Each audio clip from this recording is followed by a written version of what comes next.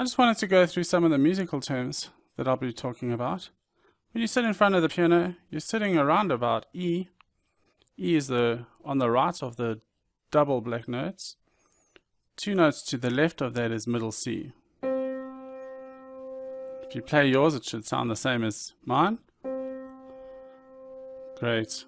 Okay, when we combine three notes, when we push 3 notes together, it creates a chord. So I'll be mentioning chords from time to time in the syncopation song. Okay, that would be a chord.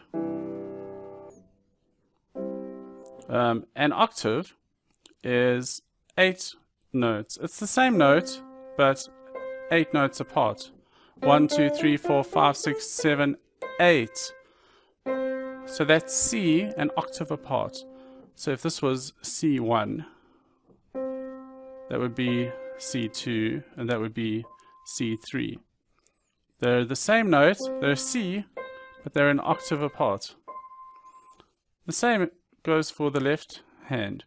If we play a G with another note in the middle, that's part of a chord. We're playing 2 notes of a chord, but we're pressing 3 notes altogether. Okay, if we did the same for E, E chord sounds like this. When we play Fur Release, we're breaking it up and playing E, E, and A flat. Instead of playing it all together like that, Beethoven wrote it separately. So we play it separately. So that's an octave apart, and we swing over and use our middle finger to play the middle one of these 3. So the notes that we might mention are C.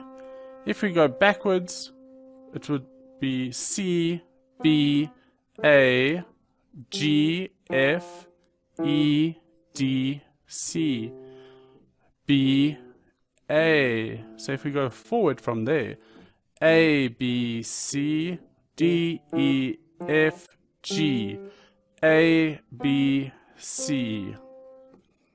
Okay, so if you know where middle C is, you can count backwards. You know the notes are from A to G.